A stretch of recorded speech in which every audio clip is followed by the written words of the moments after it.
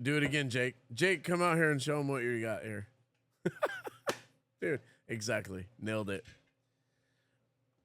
I'm Rich. I'm Frank. And it's People, Pints, and Possibilities. Yeah. All right. Welcome to People, Pints, Possibilities podcast in beautiful Paso Robles, California with the P's. The Mid-State Fair is going on right now. Sure is. And we got Jeff Wilshusen in the house. He's going to come up with his nickname. I'm the dabbler. No. Oh, I'm not. No, my I'm bad. kidding. Do you want me to be the Vibe Titan? Listening. I was going to see if you were going to say the Vibe Titan. I'm the Vibe Titan, and I'm hanging out with my buddy over here. I already gave his name up. It is, and I dabbled in the Mid-State Fair last night, so I apologize in advance. He did. What was the story the best before we introduce Jeff? Jeff says he's going to confer and verify this story. But I just heard from Jeremy Brush last night, and he said the fair sucked when he was a kid. Oh, it absolutely does. My children have the same exact complaint when they were younger. And what was that complaint? You can walk down the midway, and it's about every 15 steps you stop. Hey, buddy, how you doing? Mm-hmm. The whole family stops. You have a 5-minute conversation. Then you go another 5 feet. Oh, hey, we went to school together. Oh, yeah. And as a kid, you just see those rides in the back, and you're like, God, get me there. Jeremy said, I knew I was never going on those rides. And the kids just look at you like, good Lord, how many people are we related to in this city? Yep. All right. Well, we're going to get to it. Without further ado, Jeff, we love having you on. This guy's been, you get an intro. This guy's been a public servant here locally. His roots are deep in the community with his family, and we'll learn about some of his famous cousins, I guess we're going to hear about. And also infamous cousins. Infamous, right? And then also just his, connections, not just to the community itself, but building new leaders in this community and helping invite people in. So without further ado, Jeff, what's your nickname, buddy? We're going to go with my old title. We'll just go with Commander. The Commander. Commander. I like it. Yeah. It was hard Commander earned. needs So. another one in the clip. Yep. All right, well, cheers. Hold on, let's grab the beer. Let's get this thing started. You just took a drink. Yeah, welcome in. Cheers. Welcome in. Thank you for coming in to talk to us. Thank you for having me. Shoot, you're exactly what we're looking for. You know, we started just shooting the shit one day, and you come around. That's why this podcast is so badass, because you meet people and you do know them, and then we get to know each other even better on the trail ride. Went to the trail ride together, and you still know people. And this is an opportunity to really dig in, because you started dropping some mindset stuff on me and just some of the books you read and some of those things, and we're going to get to them. But I was just blown away, not only just the depth of what you're doing, so we're glad to have you, and the history of Paso, and we're excited to hear this thing. So let's get it started. Let's go. All right. So the history, tell us about growing up in Paso Robles. Oh. Where to start? So, it's amazing to see how Paso has transformed in the past, when am I, 50 now, in the past 50 years. We just started talking about the fair. When growing up, it was the San Luis Obispo County Fair. My brother and I were down there yesterday helping our cousin Justin Brush. Shout out for Brush Family Barbecue. Brush Family Barbecue.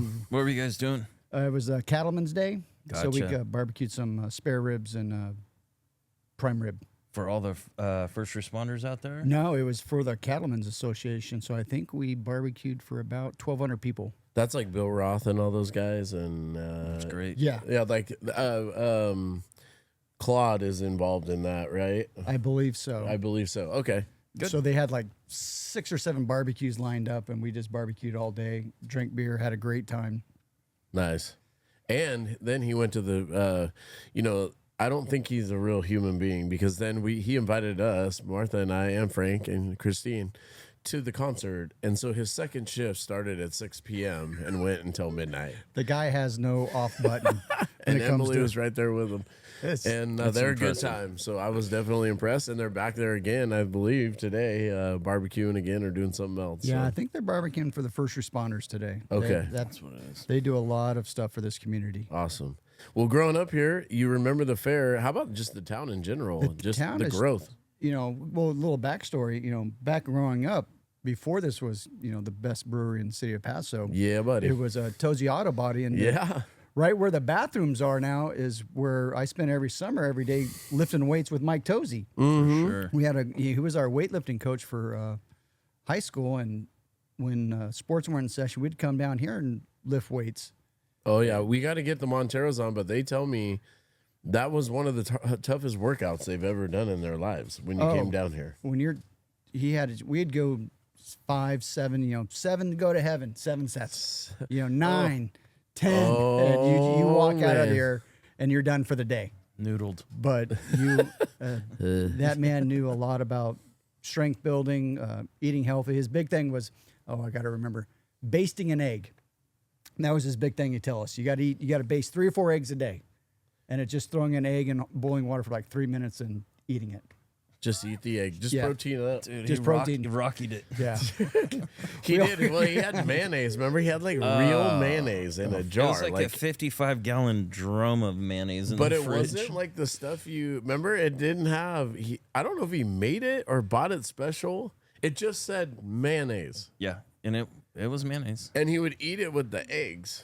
I think he bondoed cars with it, actually. That could have been it. So those workouts were notorious. Yeah. Down here. Isn't it crazy that Frank, 6 degrees of separation, sits down with the same guy and tells him, hey, I want to put a brewery here, and talks him into it. And he was just sitting there like, there's no fucking way I'm giving this guy or I'm selling this building to you. And here we all sit. Oh, it's he's a pretty good cool. man. He's Good a great man. guy. But Yeah. it's great to come, still come down here, relive, as a high school student, hanging out here, lifting weights and just learning things from the mechanics. And if you ever hung around a auto body shop as a 16, 17-year-old, you learn a lot You're of going to learn shit. some stuff. They make you tough. Yeah. And it's good to see you're still coming down and working out. Oh, yeah. Friday is daddy daycare. The wife drops me off about 3 o'clock, picks me up no later than 5 because 20-ounce curls. Yeah. Yep. All day. If she picks me up after 5, then that means we're not having dinner. Yeah, there's a fine God, I hope line. my There. wife There's listens a to fine this. line. Yeah. I've seen that. Just for clarification, because I did have some people ask me, we assume Mike Tozy has passed away, but he's survived by his 2 sons. So we do see Christopher every now and then, and his son Michael as well. But he's a great guy, and we appreciate him and all the things he's done. Yeah, great people.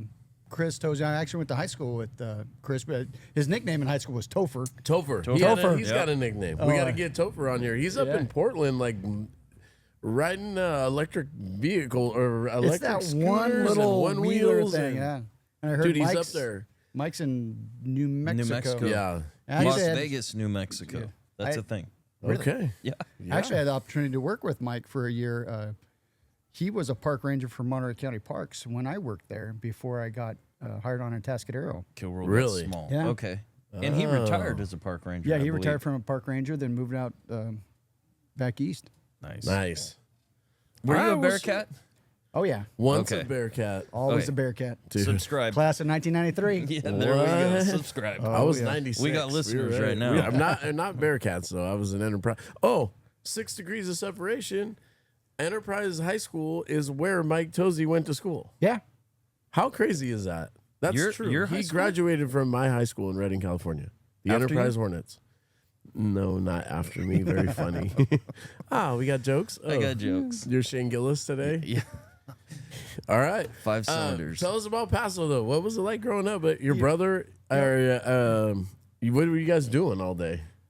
Running around, playing football, wrestling? For my brother and I, my dad, he was a Bearcat. Yep. And he was a huge supporter of this community, loved this city. I can count on one hand how many sporting events he missed of my high school career and my brother's. Wow. And that continued all the way to his grandchildren. I got 4 kids. My brother's got 4 kids. And mom and dad were at every single sporting event that they did. They just love this community. Every hat he has, it had Bearcat on it, class of 66. I believe it was 66. Yeah. Yeah, hit some of the accolades that are going on right now. You have nephew. Is it your nephew who's still competing, right? Yeah, And, Justin's Yeah, still- list he's off a- some of the family stuff you Oh, got Justin's going on. he's a senior now. That's what I was going to say. I He thought just so. came in third, I believe, third in state in pole vault. How about that? Wow. Yeah, the kid is just, I believe he jumped 16.4, set another school record. Just phenomenal athlete. He's going to play football this year, so we're really excited to see Oh, yeah. what he's going to be done. But all of my brother's kids, Justin pole vaulted. His other son, Clay, he jumped. Yeah. He had the school record. His oldest daughter, Cody, she had the school record in pole vault. She's now the head track coach at Paso. Oh yeah. Nice. Oh yeah. And growing up, Jim and I, we both pole vaulted in high school. So you guys pole vaulted, and what did you do? You did multiple sports, wrestled. So I played football, wrestling, and track. Yep. Yep. Give me a funny story from high school days. Oh, you'll enjoy this one. So I think He's ready. I'm either a junior or a senior, and it's high school wrestling. Yep. In Oh, our- this is a Chris. it's a Chris Montero story. Oh yeah, let's go. It'll be Send good. it. So we all know Chris Montero's personality. He's a phenomenal person, great coach, very passionate about what he does, but he also has a playful side. He's in the state coaching Hall of Fame.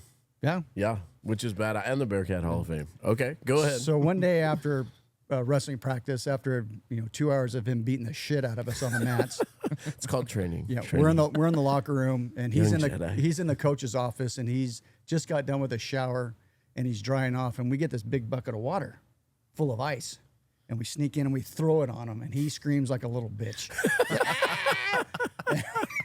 We laugh our asses off. We take off running. The next day, we're in the restroom room, and we're rolling around, and he pins me down, strips me buck naked, opens the door, and throws me into the gymnasium where there's a girls' volleyball game going on. Oh, yeah. You sit there, you got They the were like leaf this. over your crotch, and you're like, oh, shit, what am I going to do? Bump set. What the hell is that? Hold on. So okay. State coach. So hold on. I'm with you. I know right where the wrestling room is. So correct me if I'm wrong. Now you're in the middle of the You're at the end where the volleyball match is actually happening, but you're in the middle of that wall now. Oh, I'm in the middle, right under the Buck naked. Buck naked. Where? How do you get out of there? I make an immediate left and run around the locker room. Fastest you ever ran. Yeah.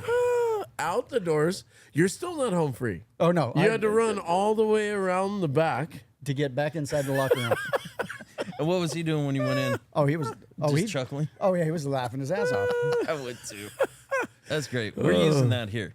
Those, yeah, we should do that if somebody, messes us up. But the culture of Paso, and especially with the Monteros, there's a story Chris will tell you about, and it's back growing up, my dad was a volunteer football coach. He coached Pop Warner, and he actually coached Chris Montero in Pop Warner football. Yeah. Then years later, Chris coached me in Pop Warner football.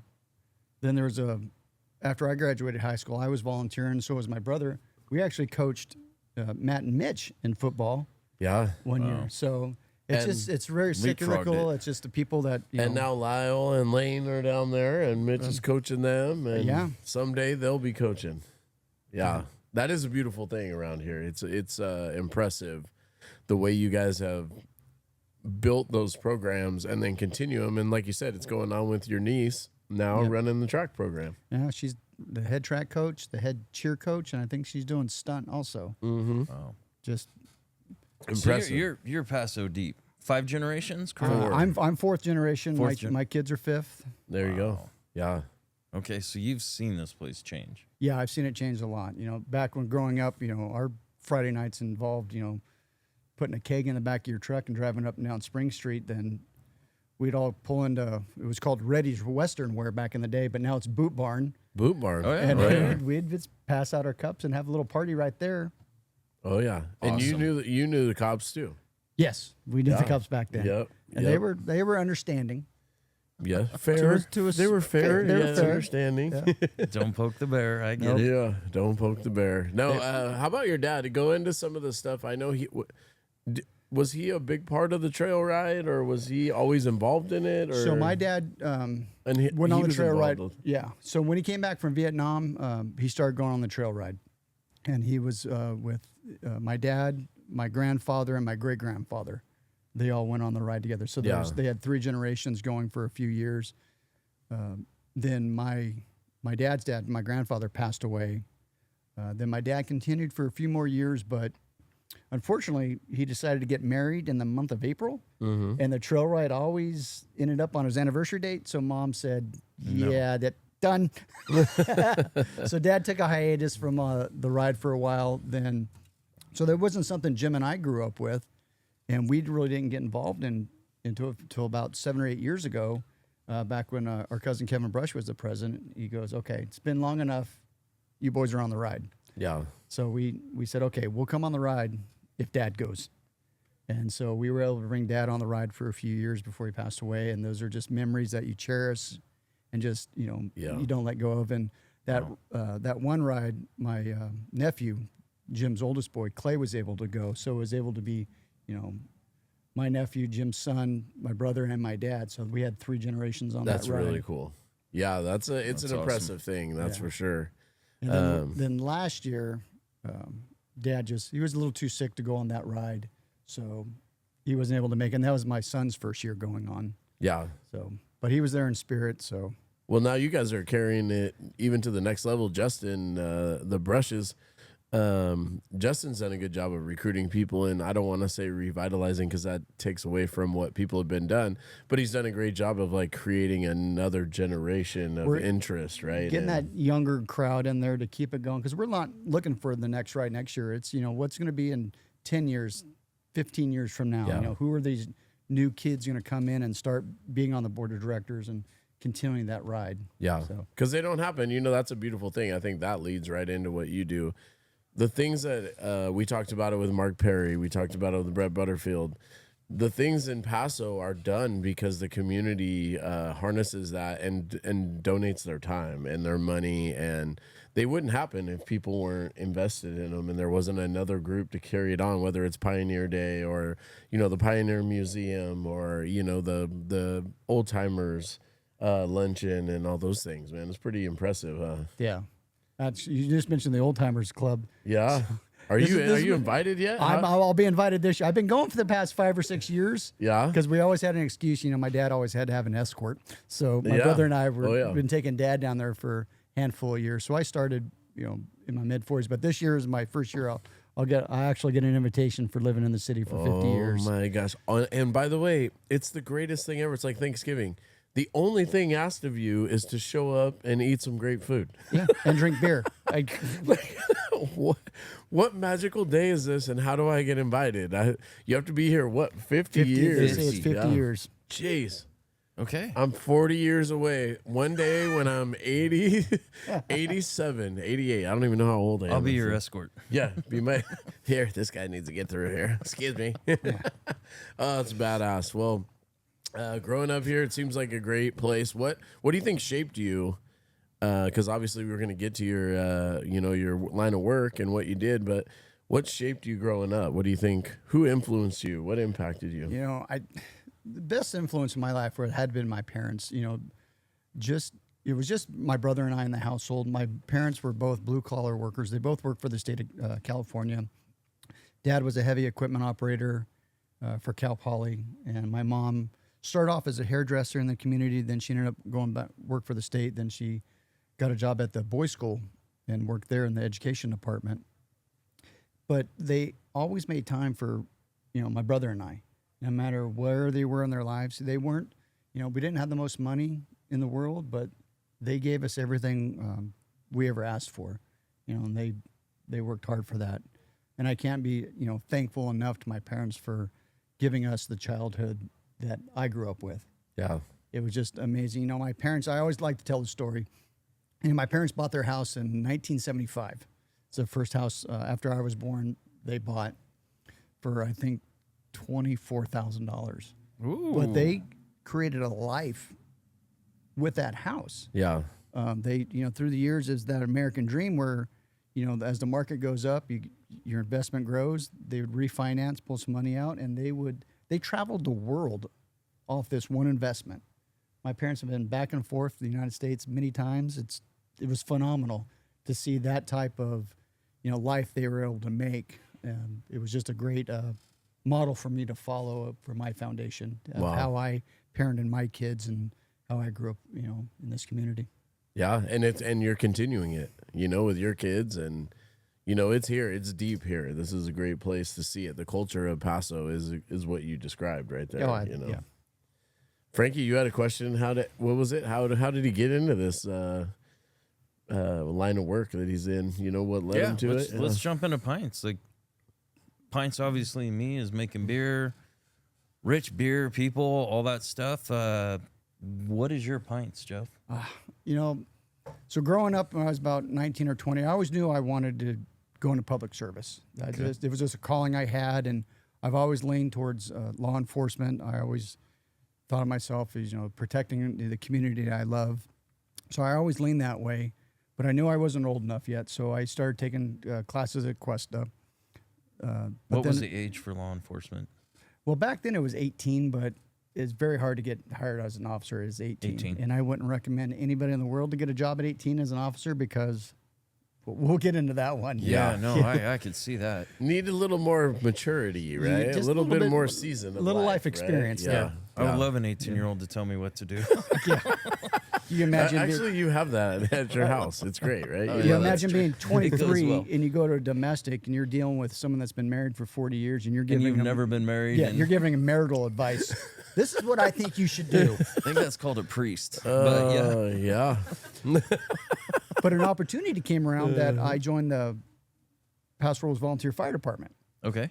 and which was a great experience. My brother was a volunteer fireman here for years also. You'll find this, you know, what my brother did, and I kind of followed in his footsteps a little bit. And we had a great time being volunteer firemen in this community. Then I got my first law enforcement job with Monterey County Parks Department. I was a park ranger at Nacimiento Lake. You know, 21 years of age, you know, driving a jet ski around with a little blue light and a Oh man. medical bag on it. And, Nice. They love to see you coming. oh, yeah. It was Ranger Jeff. Oh, here comes Ranger Jeff. Yeah. How many parties did they try to talk you onto their boat? Come on, forget that job. But that was A just lot of fishermen. Yeah. that was just a seasonal job. So in the off season, I drove ambulance over in the valley as an EMT. Where at? Where in the valley? Delano Ambulance Company. No kidding. Don't Yeah. I know? So it's beautiful over there. Beautiful this time of year. It's about 125. So I did that about 2 years, and I remember this crystal clearly. I was working a shift over in the valley on the ambulance, and it was the middle of the night, and it was right. I was 22 years of age, and I was deciding, okay, where am I going to go? Am I going to do this, you know, EMT paramedic thing, be a fireman? Do I want to go into law enforcement? Because right now I had the best of both worlds. Right. You know, park ranger during the summertime, drive the ambulance during the winter. Yep. Well, I knew that couldn't last forever, so I had to make a decision, you know, which direction am I going to go? And it's about 1 a.m, and I'm wide awake at the ambulance, you know, house, and I'm staring at the little squawk box on the wall, and that's where the radio is, waiting for that tone to go off, like, you know, some excitement. I'm gonna go do. Little adrenaline. Yeah. Then all of a sudden, I'm thinking, I'm like, God, here I am wishing for somebody to get hurt so I can do my job, to have some fun. And I just kind of got sick to my stomach, and I went, you know what? This job is not for me. I want to be, you know, live that proactive lifestyle. Maybe I can get there first and prevent these accidents from happening. I can prevent someone from being assaulted. I can get these criminals off the street. So the next day, I told them I quit, and I enrolled in the police academy. Yeah. So in 1997, I went to Allen Hancock College and went through the police academy, applied all over, and the first, you know, place that called was Atascadero, which is an interesting story there. So at the time I'm engaged to my first wife, and we went through marriage counseling. Before you get married, you know, you meet with the pastor a few times. Yeah. And it's about the second time, and he finds out that, you know, I'm in the police academy, and he goes, you know what? Our head pastor, his sister was married to an officer in Atascadero. He goes, I think it would be a great person for you to meet and talk with. So the next week we met with John Couch, who was the lieutenant of Atascadero, and he's given us advice of what it's like to, you know, be married to a law enforcement officer, and my wife's listening, and he looks at me and goes, you know what? You should give us an application. We're hiring. And next thing I know, I got hired with Atascadero. And that was it. That was it. All right, so this is where I got all the questions. Why'd you get a smirk? I saw he got a smirk on his face when you were talking. He did. No. My dad would call that a shit-eating grin. it But was- I don't know why you would grin. I was if you ate referencing shit. back to the pastor giving I marriage saw you. counseling. You but- you did. Yeah. You smirked. So, you Academy Alan Hancock? Is that how that Yep, works? Alan Hancock. Okay. So How back- long was that? That was 6 months. Well, Okay. a little less. Back then, I think it was 18 weeks. Okay. So a little over 4 months. So I'm going to drill down a little bit because I know there's some listeners with kids or young men or young women that may be interested. So you got out and then applied to Atascadero. What was that hiring process like? So back in the late 90s, mid to late 90s, it was very difficult to get a job in law enforcement. A lot of people were getting out of the military, people with degrees. So it wasn't uncommon for, when an agency said, hey, we're hiring one officer or two officers, that you'll get 100 applicants from throughout the state. We had no war going on. Yeah. So everyone was getting out and pre-GWAT. Okay. So it was highly competitive back then. Okay. I was just lucky to have divine intervention for me to just meet the lieutenant and have that connection. And go And through was the it testing. just an interview process or was there like a physical PT test or? So back then I did not have to do a physical test. Okay. It was turn in my application and they sent me 4 questions that I had to respond to. I had to write out. Back then the number 2 pencil, I had to Yes, sir. answer the questions, mailed that back in, and then I had my just an oral interview. No polygraph. No, well, after you go through the interview process of your application, any type of written test or physical test, and you do your oral interview, you get ranked of how you did. And Okay. they usually take the top, 1, 2, 3 people, depending on how they're hiring. What they need. Okay. Then you go into the background phase. Okay. So you pull out a PHS, it's a personal history statement that you basically admit to every wrongdoing you've done in your life. Yeah. And Yeah, you grew up in and- Paso. Did you talk about the kegs in the back of your truck over Yes, here? I did. Okay. Fair enough. But everything's forgivable. Most things are forgivable that you do in your life. You just have to be honest about it. Hey, whether you smoked weed or you stole stuff from your previous employer, own up to it. Yeah. Address it. And Address move it and move on. And that's what law enforcement agencies are looking for. Did you learn from your mistakes? Are you going to do it again? No. Okay. Then you go into your polygraph, and they'll ask you, were you truthful in your personal history statement? Okay. And there's usually 10 questions, and they'll go over those questions 3 times. Just to make sure. Just to make you're sure. being honest. Yeah. Okay. Then the background investigator gets assigned, and they go out and they interview all your neighbors, your references, your previous employers. Oh, you're getting a top And it's secret pretty clearance, extensive. basically. Yeah. Oh, yeah. Because That's people would awesome. call me. All my friends were involved in it, going to Sac State. A lot of them either went. There were so many things. There was the CHP Academy that was like right there, and then they have huge sheriffs, and all those different. And so they were all going in, and then I would get calls regarding like, what did you guys do in middle school? What type of, like from my friend, like they're calling some kid. You're like, what the heck? Yeah. So it was pretty extensive, right? Yeah. You're calling those people with real purpose to Which find is some information. Now, is it real? Like, That's do you ever impressive, find out though. like, hey, this guy's sketchy, or does everyone like, dude, my boy, he's mad talented? So what they do is you have your primary references, and they'll go out and they'll interview that person, and they'll say, "Hey, give me 3 other people that this person knows." That's where. So you get always it. get it on the secondary references. Uh-huh. Yes. And So- then Jake's like, that guy's an asshole. Yeah. Yes. Okay, so polygraph references and then hired on? Nope. Then you go through a psychological test. Oh, the old So you take this 300 questions. Do you 300 like flowers? questions, yeah. Do you, Oh, been there, hold done on. that. I can tell you one. I Do did you the look at CHP. your poop Yeah, before you flush? Yeah. I did yeah. the CHP test. Who do you like more, your mom or your dad? Yeah. Do you That's prefer one to? of the questions. 30 questions later, who do you like more, your dad or your mom? You're like, Yeah. what the? Yeah. So, And that's just to see if you get pissed or something, right? well, it's 'Cause it's Are you real. mentally stable? Yeah, it's there's a book like Predictably wouldn't make it. Irrational, and I'll paraphrase it because we love this stuff. But essentially, they learned that if they took these people and gave them a positive test or a negative test, they could lead their behaviors. So a positive test would be like, do you feel joy when the sun comes up, right? And then a negative one was where the questions were like, do you get angry when you see someone kick a dog or beat their child, right? And then what they studied was when people left, the impact on their mind, they blocked the hall with people and studied the time that it took them to tell everyone to move. And the people who took the negative test were like, get the fuck out of my way. Get out of my way. You guys are blocking the hall.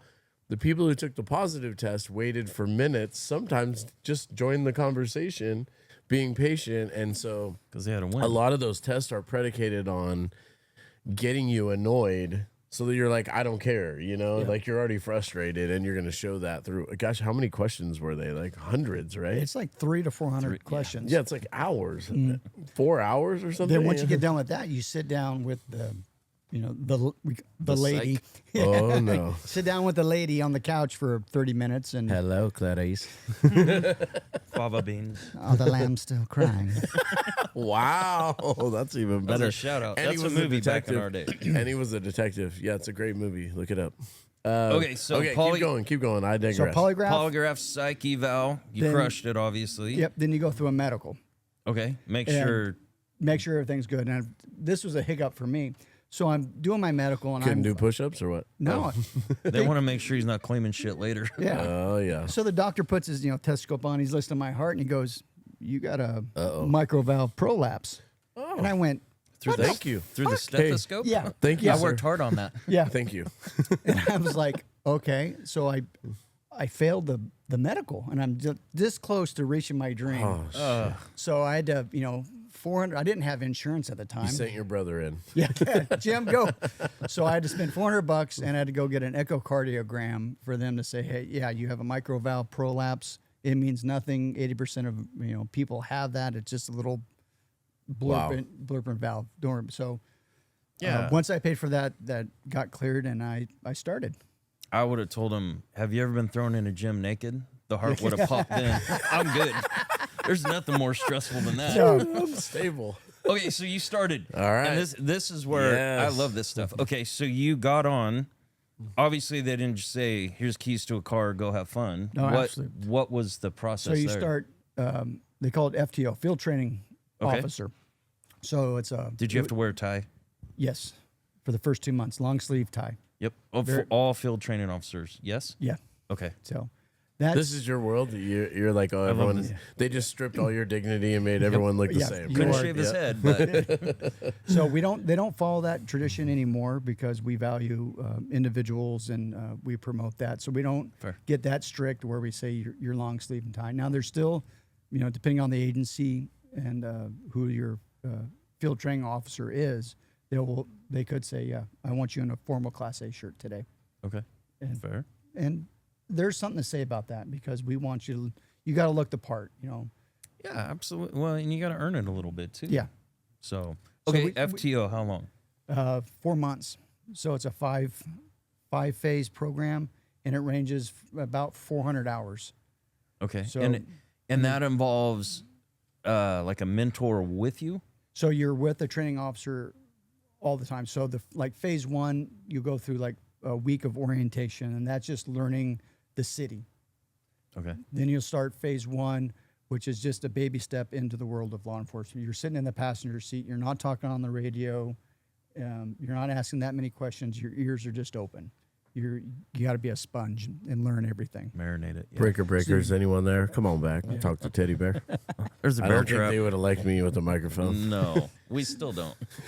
So as the weeks go on, phase two, you do a little bit more. You start talking on the radio. Then phase three, you're actually interacting with people on calls for service. Okay. Do you remember your field training officer? Absolutely. Yeah. Like good mentor Oh, or great. So my main one was a guy named Joe Allen. Okay. A phenomenal guy. And a backstory for this one. So I'm a park ranger out at Monterey County Parks. Yes, sir. And I see this boat going through the no wake zone with someone single skiing on the back. And they pull into the shore. So there was a wake. Yeah. And he slides into the shore. So I pull over and I light up the boat and I pull him over and I issue a ticket. Well, that person on that single ski was Joe Allen. Uh-oh. Yeah. Oh, that was fun, your first day? Oh, yeah. So I that remember first you. day, it was like, you're the guy that gave me the ticket. Did he You like remember you skiing, right huh? away? Oh, absolutely. Oh, yeah. And, He was like, you. yeah, but credit to him, Joe really instilled in me, wanting to do better in my career. Make my craft the best I can make it. Yeah, And no he, complacency. Every day was a new challenge, and he's the one that really taught me how to, we call it going out hunting, but looking for, he was big into taking narcotics off the street. Good. So we went out and hunted for that dope every night. Nice. So he was a great mentor, and he led me, I worked with Joe practically my entire career.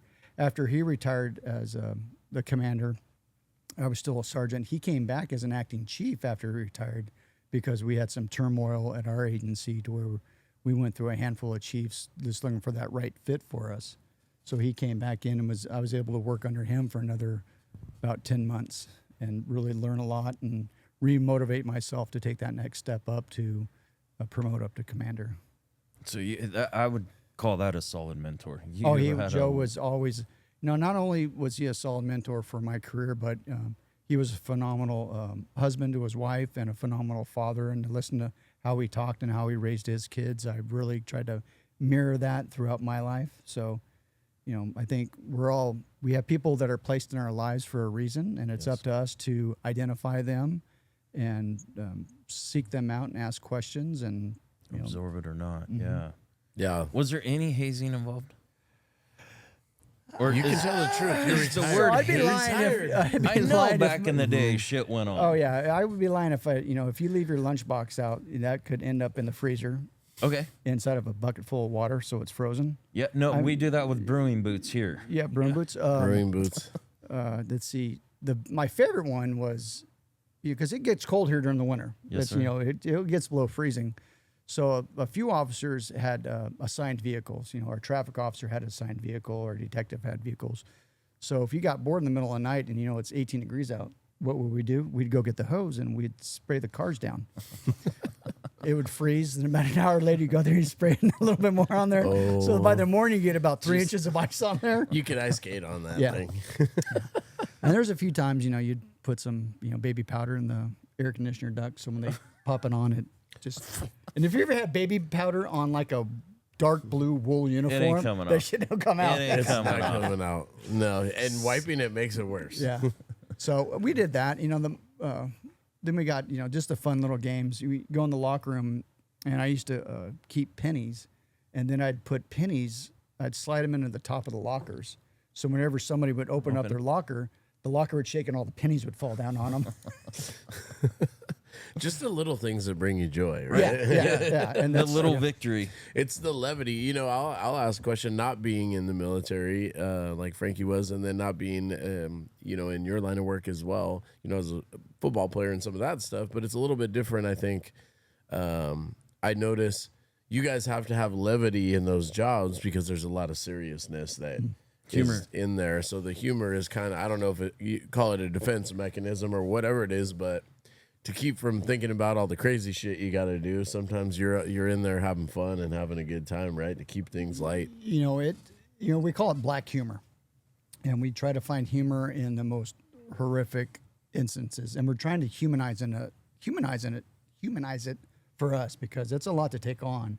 So we have to find something that we can laugh about. And now, is it always appropriate? Absolutely not. So there's a time and place for it, and it's all about, how do you process this information? You're taking a lot in. You're seeing death. You're seeing destruction. Back in the day, their philosophy is, what do you do? Well, shit, you just push it down. You put it in That's put it in his the box. exact move. And it's like, I shove it so deep. Yeah, just- That's why I got a little belly, by the way. Yeah, you notice this one right here. Hold on, let me tell you the Frank story. I don't think we've told it on this podcast. Oh, I can't wait. On vacation. So there's a sign. Martha and I go on vacation. We go somewhere and we go to a brewery and we see, instead of sold out for the beer, we see an on vacation sign, right? And we're like, that's cool. That's like a fun way to say that we don't have the beer, right? It went off tap. And so Frankie, unbeknownst to us, he's gone and we don't even think about it this way. And I'm proud of myself. Martha buys these little arrows and I write on vacation and I stick it up on the beer. I was on vacation. And by he the was way. actually on vacation. So, by the way, I was not even thinking of that. I was just thinking about, man, I saw this and we're going to execute it. So, just like you said, Frank comes back from vacation for 1 week. By the way, we've never taken a vacation. He was gone for like 4 days or 5 days or whatever.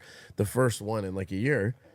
And like 2 months later, I look up and there's an on vacation sign right where Frank keeps all his shit, or like right there, and it's stuck with a like piece of duct tape like permanently. And I'm like, oh cool, I need these. There's not that many. I need these on vacation signs. Like, can I have this? And Frank's like, he turns and looks at me and goes, on vacation?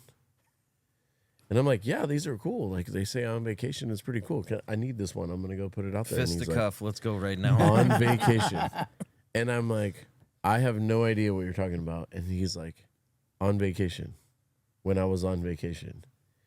And I go, holy shit, I didn't even think of that. And here's my point. You've been holding on to that for 3 months, passing me every day, and you haven't said one word. And he goes like this. I'm planning. Yeah.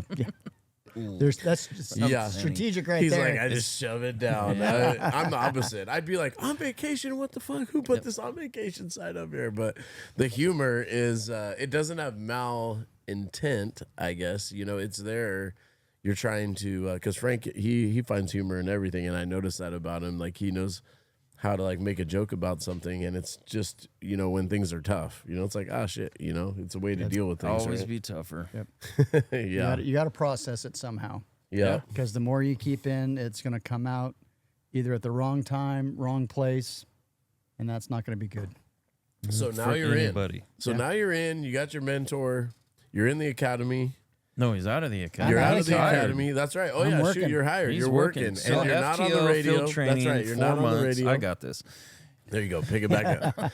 And we're getting to the team's No, part because here. this is fun for me. So you have a solid mentor, and now your first day, it's kind of like Officer Wilshusen. Yeah. Susan, okay, sheriff's or deputy, okay. Here's your car, go. Yep. It was go out and conquer. Fuck yeah. And you know, it was How great. old are That's you? cool. I was 23. Woo. Yeah. So I had a great sergeant I worked under, and he pulled me in the office one day and he goes, you know, Jeff, I expect you to make mistakes. Mm-hmm. If you're not out there making mistakes, you're not doing your job. You're not learning your job. TikToking. So I was like, okay, it made me feel a little bit more comfortable because that first month or so, you're like, oh my God, I can't screw up. They're going to fire me. I'm on probation. And he really set me in ease and says, no, if you're not out there pushing the envelope and learning and doing the best you can and make mistakes, you're not going to learn. You're not going to be better. Our agency's not going to be better. So that really put me at ease, and I just, you know, spent that first few years just really learning how to be an officer, you know, how to handle these different calls for service. Because I'm 23 years old. I just gotten married, no kids, and I'm going on calls for service where, you know, someone's been raped or a loved one has just died. You know, how I have no life experience. You've never seen that. No, Yeah. how am I going to talk to these people? Like, how am I going to make you better? So I really learned how to Listen. listen, be a jack of all trades. I really started reading the newspaper, trying to keep up on world events, because you'll find yourselves on these calls for service, you have to occupy time. Because if you can occupy someone's time, that's not going to give them the availability to develop a plan, get angry, or attack me or attack someone else. Yes, sir. So I became a bullshit artist. Yeah. You know, I started talking about just random shit with people. And you're And- building and you're rapport cool. with Yeah, them in a building short rapport. time, right? You're trying to And so- gather their attention. So if I can occupy them for 3 to 5 minutes on just some silly topic, then I did my job. Wow. And hold on, going back to the mentoring and team building and all that piece. Look at what you learned there. You learned from your sergeant that failure is necessary for growth, right? Absolutely. It's a part of, you know, being a success is built through trying something, not doing it well, trying it a different way, improving until finally you master something, right? And then the other thing you're learning or you're doing is you're realizing that there's no substitute for experience, you know, as far as like you've got to be in there, you've got to be attempting things and be involved in it. And then you're not just taking it at face value. You said that a couple times. You're doing extra things to try to gain an advantage in your job or your position or be better. Because you easily could have, well, look back, you could have said, talk about easy way out, EWO people, easy way out. You could have said originally not even been a police officer. You could have said, well, it's a hard thing. It's no good. Yep. You know, they told me no. Then you get into this and you could say, well, this is all they gave me. I'm not going to read a newspaper or learn how to do it better. You haven't trained me for this. But instead, you're doing successful people. You went out and you're like, how am I going to do this at the highest level? You And know, that's what tools can I put in this belt? You know, Took the challenge. heck and yeah. that's for people. I mean, we get in, you know, some people get into work because it's just a job. For me, this was a career. You know, I learned early on, you know, from my parents, you know, my dad worked for the same company for, you know, over 25 years. You know, he never took a sick day. It was that dedication that was instilled in me to always be better. And I brought that to my career. I wanted to be the best I could, not only for myself and my family, but for the agency I work for. And so I went that extra effort. I signed up for a lot of overtime shifts, put in for every specialty assignment, tried to learn everything I can. And eventually I went back, when I was 30 years old, I went back and got my bachelor's degree because I wanted to do more at my agency. I wanted to promote up. Yep. And talk about that. What did you recognize, or when did it become clear, if it did, going from an entry level position that you wanted to be a leader? When did that occur to you? Or did you always want to do that, I guess? No, I Worked mean, it up. back then when you just get hired, you're like, I'm going to be an officer my entire career. This Right. is the best I'm damn good. job And by ever. the way, this is I'm the gonna- most money you've ever had in your Yeah, life. oh, absolutely. Right? I have insurance when I'm Like, 50 what? years. If you know, when I'm 50 years old. Hey, by the way, once you turn 50, you don't have to work anymore, and your paycheck's going to stay the same. That's all I cared about. Yeah, hell You were like, Yeah. You got to make it to 50 though. Yeah, I had to make it to 50. gotta Yeah, make that it. was. And you did. Yeah, Congrats. thank you. But so When did you find out though, or when did you start to think, I want to do that? I want to be in charge of men, and I want to. What was it still as you grew and you went up? Or? it was an evolution. So, let's see. I was hired in '98, and when my son was born, 2003, I tested and I promoted to corporal. It was just the next logical step for me. I've really pushed myself. I wanted to gain more experience, so I tested and actually got promoted to corporal. My first example for leadership was you're on a call for service, and as for a corporal, you're kind of like a first line field supervisor, and you're trying to I'm 26 years old, and I'm trying to tell somebody that's 45 years old what to do, and Yeah, which is hard. it's extremely hard. And what do you do when you're that young and you tell somebody to do something and they don't do it? What do you do? Well, you just say it a little louder. That doesn't work. Or slower. Or slower. Slower. Yeah, slower. So that after that experience, it really pushed me like, okay, there's a lot here I need to learn. Yep. Then I transitioned and went into the detective bureau. So that kind of put my, And that's leadership. through the same agency? Same agency. Okay. I spent my entire career at the city of Atascadero. Okay. In fact, I don't know if you remember 6 Degrees of Detectiveness and Cal Coast. You came here to grab our film.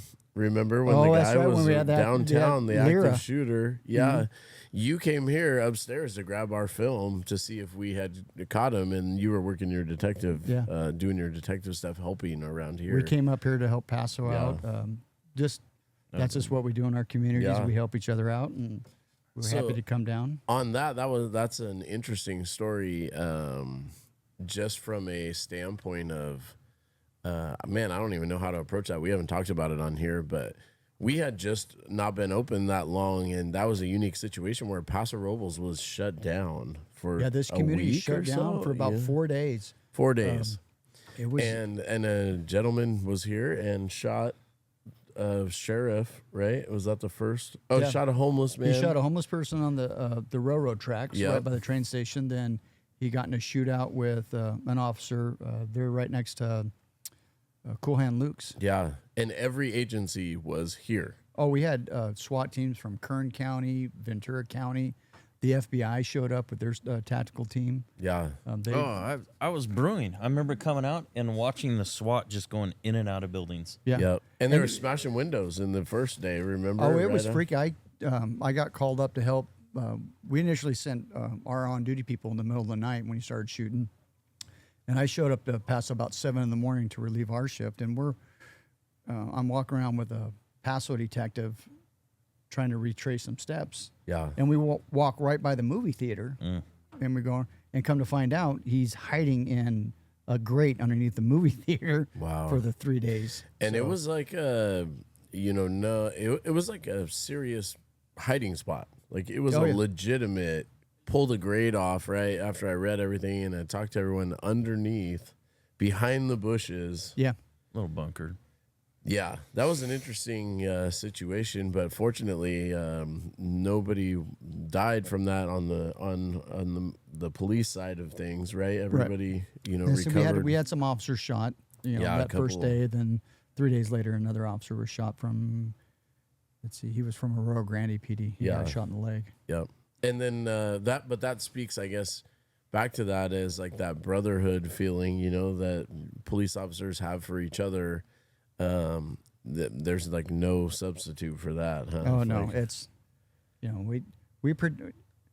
this is an interesting topic, and I have great debates with people when we talk about the brotherhood or the thin blue line. Yeah. I have on my wrist I have the thin blue line here on my wrist. Mm-hmm. It's not a representative of me thinking that cops are elitist. This is just a memorial for me to know that people served our communities and they died. And this is just my homage to them that, there is a separation between, good and bad. And that's, where law enforcement, we walk that line, keeping the bad people on. It's not a gang. It's not nothing negative. It's not racist. It's just, this is just who we are. And we dedicate our lives to protect our community. Yeah. And like Frank wears a wrist on, or, I don't want to know what to call it. A bracelet on his wrist for the same. I have to ask him. Jesus, fucking love Can that we one. edit this out? Frank has, no. Jesus. Frank has the same thing on his arm, and he, and I don't know what it means to you, but I bring it up because you guys, I appreciate it. I respect it. I bring it up out of love. And the people. I think we have a good representation here of. Then there's a lot of people who weren't in it, and I don't pretend to be in it or any of that, but all my friends seem to be in that. And so I just have a deep respect for, because I will tell you, they treat me the same. I feel the same way. They treat me and my wife and, everyone I've met the same way as well. If you're in and you're a good person and they appreciate you, they're just people who are built to serve, and whether that's, whether you were with them or not, obviously there's a separation there. But then they're just community members. And so we have it here. I bring it up because the patches on the wall is really a representation of, like they say, is this just a pro, police officer, pro military? No, it's pro everything. We're pro good people, and we're for, and we support our friends, and we do, and we absolutely stand up. So you're saying Jeff's just a normal guy? I'm just a normal guy. Just a normal guy. Look at him. Well, that's what I'm like saying. you too. You have to take off the badge at some point, and that's kind of the interesting part, right? Like I always promoted that with our new officers is you got to hang out and drink a beer somewhere. Don't let your career define you because you only do this part time. Mm-hmm. You're a husband, you're a wife, you're a son or a daughter. 100%. You have to, be something outside of law enforcement. Don't let your career define you. Be something more. And that's what we really push for. We talked about this earlier. Oh, that leads into your Go ahead. Go ahead. Wait, where are we leading into? Because I have two more questions. The topic. This will add though the topic of you saying they're more than just police officers. Yes. The mental health. Hold on. Before we go, two questions. Okay, go ahead. Help me understand because I don't know. I probably find out, but I got you right here. So in the military, you have enlisted, you have officers, correct? Correct. Go to your 4 years of college or whatever it is, you go officer route, and then you have enlisted that work all the way up to NCOs. Is that on the bracelet? No. That's my cheat sheet to a calculus test.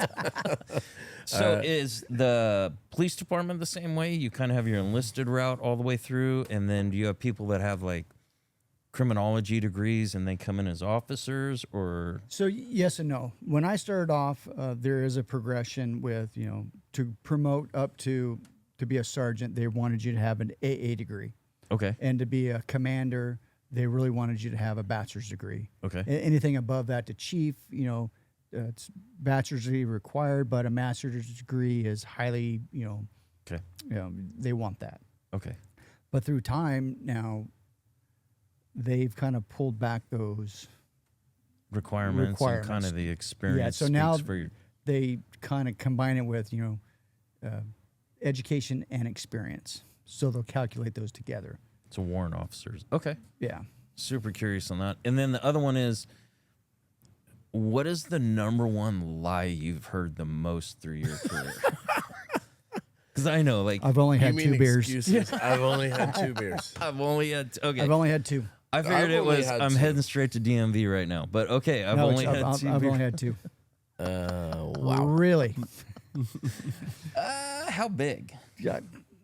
I've only had 2. And they're swaying back and forth, and their eyes are bloodshot and watery. You got that odor of an alcoholic beverage coming off their breath. Never from Cal Coast. When I was Okay. growing up, the 3 best Only lies had from 2. Red Bluff were, number 1, I swear to God, this truck's paid for. Number 2, I won this belt buckle. And number 3 is, I was only helping the sheep over the fence. Ouch. Dude, then- I don't know. I was 17 when I learned that. And I learned what it really meant later. Sorry, Red Bluff people. So Go the one, Spartans. the one advice I can give to everybody is, you have 3 things. You admit nothing, deny everything, demand proof. Okay.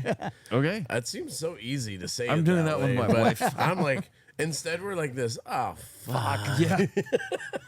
You got me. Tag, you're it. Hey, listen, I've been speeding all over this town for the last 10 years. You got me. Oh, all right. Okay, So I apologize. Back to I did want to tag in. Let's stay with your career because we're gonna get to the.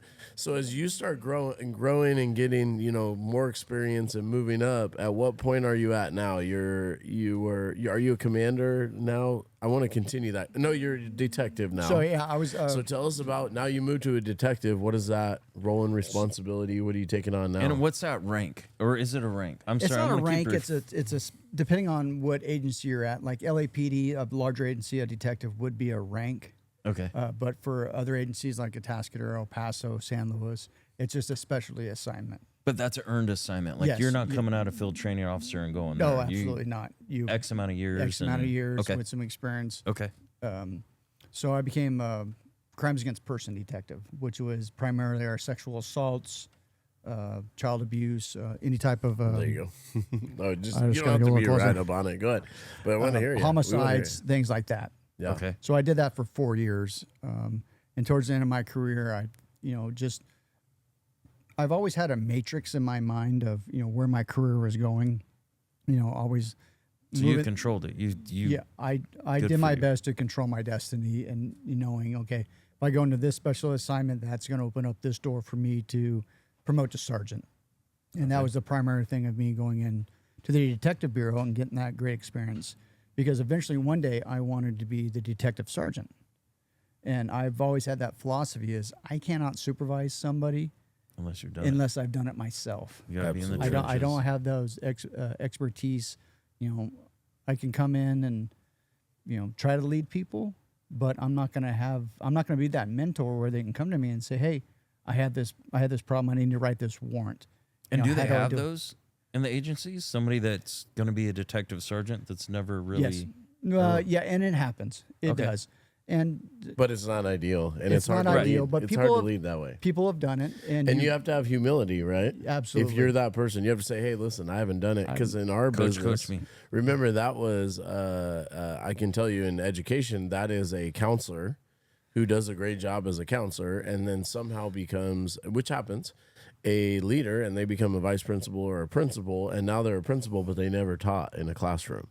And I will tell you, a failure of leadership is to pretend like you know something that you don't. never pretend. And you got to have a lot of humility to survive. And it's not very often because you know what happens in your line of work. I know it's the same. The teachers do this. You never taught in the classroom. You can't tell me. Yeah. Right. And so the only answer to earn respect is I absolutely don't know this, but I do know people, right? I know proper procedures. I know how to work with people. I know how to take the lead and things. So I'm going to help you grow. I learned that. I learned a great lesson talking about leadership. Scott Gordon, who I got to have on here, I became an athletic director without ever being a head coach. So I lived that because they saw that I had the respect of people, and some people believed in me.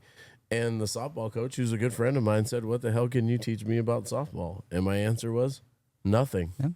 Ball's not Nothing. soft. But I know about building teams, and I know about organizing things and getting the most out of people, and that's my passion. And so, it is interesting because as you advance, you find yourself in those situations. Yeah. And for you do want to lead, though you have to master it first. Well, even in situations when I was, a sergeant, I'll come across things that an employee will come to me, and it's like, I've never done this before. I've never written a warrant to see someone's DNA. Yeah. But you know what? I know somebody that has. Let me make a phone call. Use your resources. The resources. If you don't have a Rolodex of people that you keep throughout your career that you can call upon.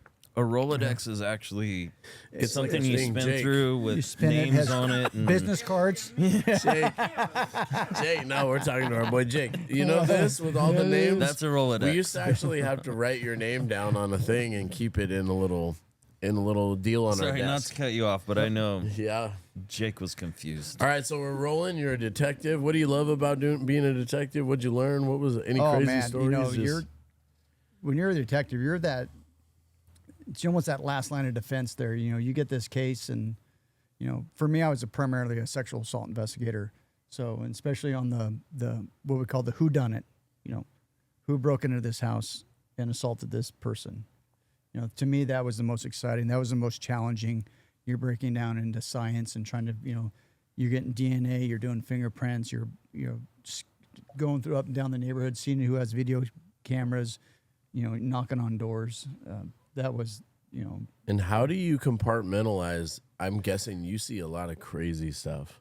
Yeah. How do you go home to your family and switch roles from, excuse me, from what you saw there, and then you change your mindset? How is that? So you have to. For me, it was How tough was it? It was metaphorical for me. When I'd leave, just visualizing shutting that locker door, or shutting your office door, and you're leaving it there, because I'm coming home and I'm not Officer Wilshusen anymore. I'm Dad. Yeah. I got to go out and I got to coach, my daughter's softball team, or I'm coaching my son in soccer or football. Push it down. Yeah. Yeah. And then let it go. Yeah. That's a But he's- great way to look at it. So for you, physically, It's still there in your that mind, but closing you're- of the locker it's in the back. It's in the back. So it wasn't until years in my career that I actually went and talked to the lady a few times and went through, they call it EMDR. I'm not even sure if I remember the acronym. It's you hold these two balls in your hand that vibrate back and forth, and they use it a lot for PTSD. And it Yes. helps you process through significant major events. And I tell you, I did that once or twice, and I was a changed person. Even my wife will say, you're not carrying all that weight as much as you used to. So that's a big thing in law enforcement now. And even in the military, that we have a lot of peer support now. Yes, That is a huge. huge thing right now. Is we have an app that goes on all of our officers' phones. It has a bunch of resources. It has that emergency button that you can hit if you're in crisis, and it immediately rings out to whoever your peer support team is, and the first person that answers you're connected with, and you're getting resources immediately. Hold on. So describe that for me. So I call a number, or do I have a person that I'm connected to? It's an app on your phone. You said that. So it's an app, and then who am I connecting to? Anybody? Do I know that person or no? Yeah, you know that person because Okay. it's within our agency. So with any type of agency, we'll have 5, 6, 7, 8, 9 people that are gone through specific training to be peer support counselors. Wow.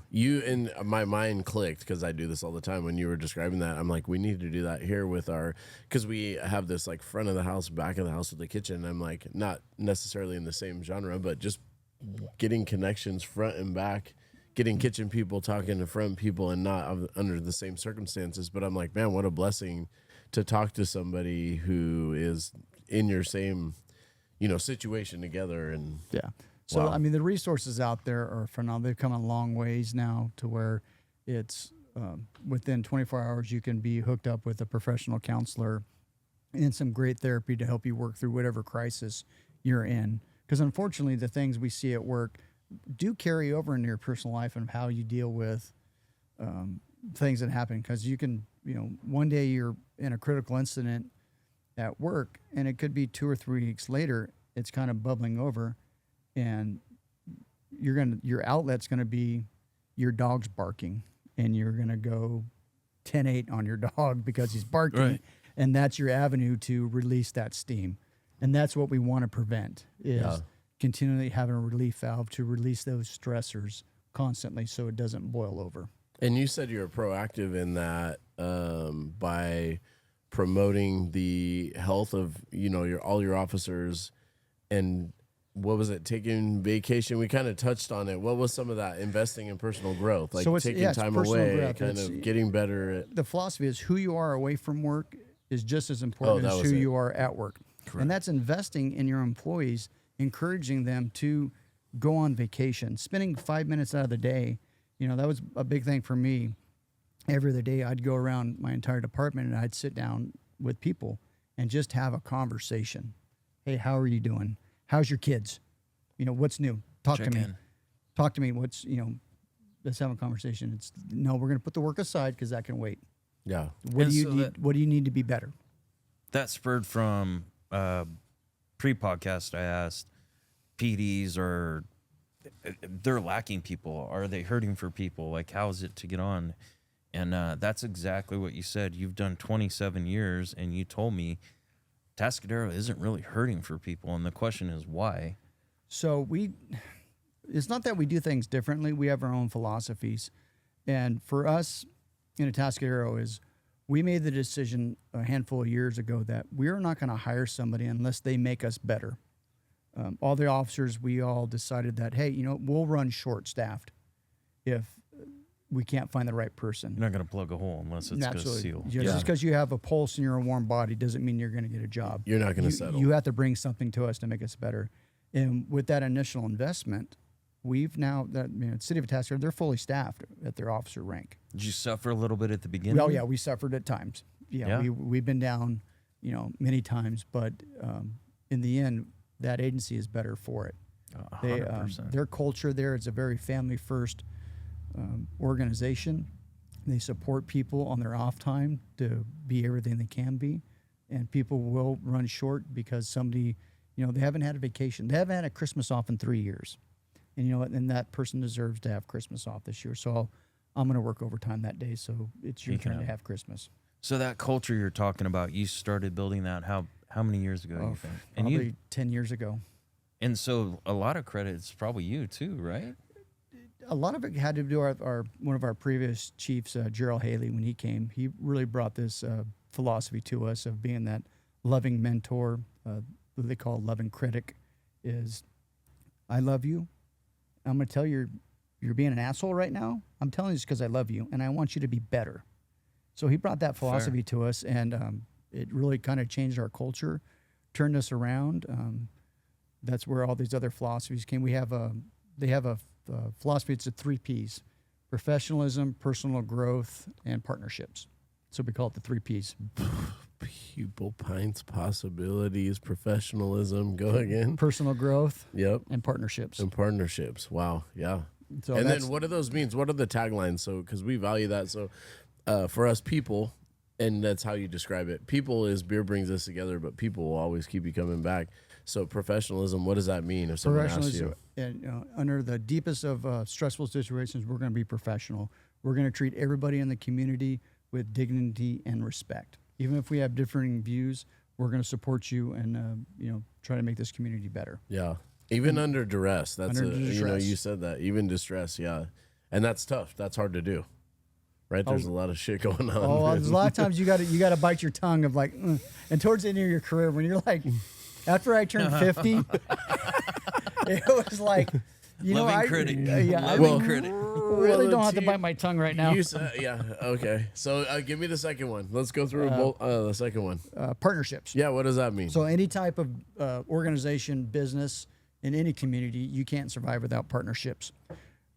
You have to partner with the community to have that liaison with other businesses, because you want them to be able to call us. When there's something going on, you have to build that trust. Hey, call us. We're going to respond, and we're going to do it. And we have that here 100% with our business and Paso PD. We feel bad if we have to call them because we don't want to be a nuisance. We know that their work is really, really important. And then when they show up, they're like, the second you have an issue, you call us. We want to be here, you know? And so we both have that love and respect for each other. I'm like, I don't want to waste your time, you know, when you see them. And they're like, no, okay. So partnerships, we're partners here, definitely with the Paso PD. And the final one? Personal growth. And what does that mean to you? So personal we started growth, touching on it. Yeah. So personal growth, we want you not only grow in your professional career, but in your private life. Because, you know, if you are out doing, you know, being a volunteer coach or volunteering someplace or just going back to school, you're becoming a better person. And in turn, that organization is going to benefit from that. You're right. You got to, you got to invest in yourself. Yeah. Invest in yourself and it's not invest in your selfish, employees. You know, because you're going to, as long as you use that to benefit all of us, you know, bring people together, leave them better, we're all going to be better off. You're going to be happier. Yeah. Well, you see that with a lot of, in the public sector and private sector, that organizations now are offering, like at Atascadero, I think they're up to like, they give us $1,800 a year to go back to school. Yeah. Any type of education, any type of class to make you better, they'll pay for it. Oh, that's nice. So even in the private sector, my wife's company, you know, she gets like $5,000 a year if she wanted to go back to school or take specific classes to make her better at her job or to be just a better person. You're pulling all the excuses away. You can stay complacent, or you can go educate yourself. Like, that's and I think huge. even more than that, you're right about that. That's the initial phase. But as you get growing, you create a culture of this is what we do. Yeah. This is who we are, right? So now the excuse people can't even fit in there. The easy way out people, I'm going to stay and be satisfied with mediocrity people aren't even there. They're not comfortable there. No. Because everybody's getting after it, supporting each other, having open conversation, talking about things. That's what we're doing here. So that's very parallel to what we're doing, which is if you have this openness and you're not feeling it, let us know and we'll help you, you know? And so you guys are that's a real culture. Oh, it's a phenomenal culture. But, you know, even within that culture, you still have, you know, this money's available, and you'll see employees that aren't taking advantage of it. Mm-hmm. You know, the whole saying, you can lead a horse to water. Yeah. But you can't make them drink. Well, you know what? You kind of can influence people. Yeah. You know, you can be that voice in their head to say, hey, this money's available. Imagine if you went to this class, what door that's going to open for you. Everybody needs make that horse thirsty. Yeah, exactly. Make the horse thirsty. Well, and you're in the union world too, because you can't get rid of some of them, you know. We don't want to talk about that. No, but that's my thing. Oh God. Yeah. But yeah, and so I want to go back though. You said something earlier. Team, you don't call you know, everybody says, they used to say, oh, we're a family. We're a family, right? But you change that, or you change that mindset it's my for own yourself. Philosophy. You know, a lot of people, you know, organization, we're a family. You know, like Dad Cal Coast, we're a family down here. Yes, we are. But I like to use the metaphor team. You know, and this is only personally speaking, because you know, within my family, I do everything I can to protect my family. Yeah. And sometimes that comes with a little being naive, a little bit. You know, if I get in the way of you and your crew, you're going to handle business, or someone does, right? Anyone. But if I use it as a mindset of looking at it as a team, you know, we're out there to accomplish a mission. We want to accomplish a goal. And people are going to come and go out of our team. People will be traded. People are going to be cut. And we have to be okay with that, because, you know, that's just life. Yeah. You know, people are going to leave our organization. They're going to leave our team. You know, and I've always told my employees, you know, when they come to me and they're saying, hey, I'm thinking about laterally going to this other agency. And I'll always ask them, well, why? And they'll give me, you know, their explanation. I'm like, hey, go do it. Yeah. If that's going to make your life better. If it's better for you. If it's going to fulfill you, go. Yeah. I always give that caveat of, you know, the grass isn't always greener on the other side. Yeah. But, you know, some people need, you know, to leave, and we have to be okay with that. We can be sad. Go fertilize it. Yep. Good luck. Yeah, and sometimes you need to gain that perspective. By the way, it's relating back to football and coaches. When you think that you should be the head coach, you know, I always told the people when I was organizing that, then you need to go do it, because until you experience that and you go fill out the transportation requests and you go organize and try to recruit your own people. Until you go, you're not going to have an appreciation for what these people are doing that you work with. Oh. And so you need a little bit of something to, you need to go try it for yourself, you know, and sometimes leaving, absence makes the heart grow fonder. Leaving gives a lot of appreciation. People come back and say, man, I didn't appreciate the work that we were doing here. And I've had a handful of employees that left our agency, went to, you know, to a South County agency, went up to Salinas, and within 4 or 5 months, they came back. Yeah. They're like, you know, I went and tested it, didn't like it. This is where I belong. Yeah. And others have left us. You know, they, you know, went from Atascadero to the sheriff's office or San Luis PD, a little bit bigger organization, and that was their path, and they love it, and they've been successful. And Yep. I'm happy for them. You know, great. Yeah. You know, but while you were here, you gave us everything. You made us better. Yeah. And in turn, we're going to find somebody to replace you that's going to make us even more better. And you helped to, you started, I don't know, is there a lot of people like you building culture there? Or are you like, who's doing the culture now, I guess?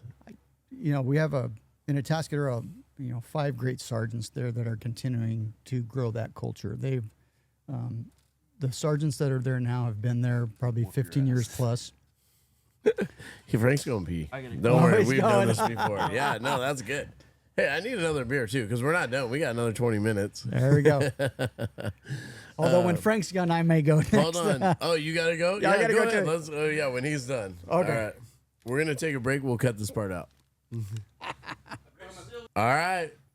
We're rolling. We took a little break, did some push-ups, ran around the track. Kidney lighter. All right, welcome back. Welcome back. Frank got the team. What'd they give you, Frank?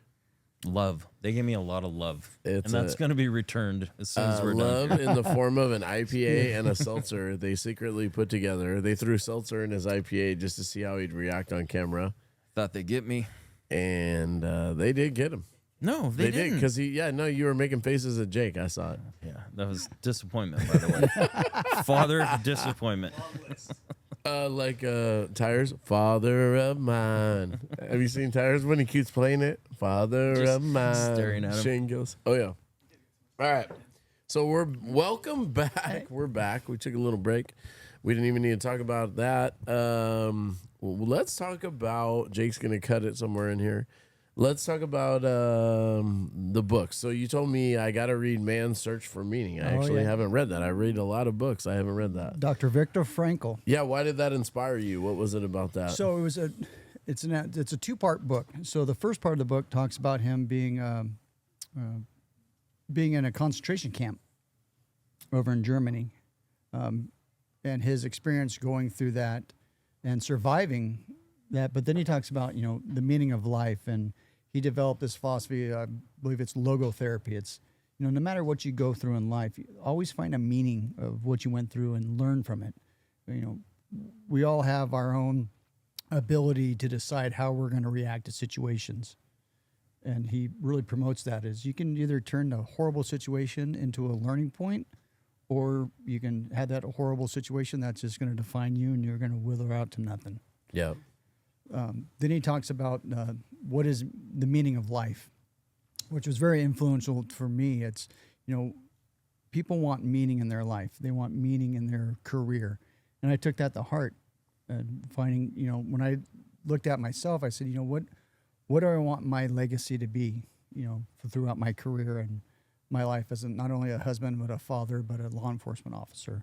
I want to, you know, make it the best I can be. What am I going to leave behind to the people that are going to replace me?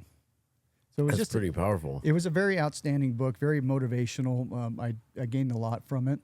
And what do you think, to tag on that, this is a heavy question, what do you think your legacy was leaving it? What do you think they say about you? You know, it's so Because we do know what they say about you. They come we'll in. bring they them come in on and talk next about- week. so my old partner, who was I was the commander of the admin side. I ran detectives, records, dispatch, and did all the administration stuff. And he did operations, he did patrol, and he'd been there, you know, a long time. And he goes, "This is my second week," and I'm my normal self. I'm whistling, you know, hopping down the hallway, and he pulls me in his office. He goes, "Hey Jeff, commanders don't sing down the hallway." I'm like, "Well, you might, but I do." They do now. Yeah.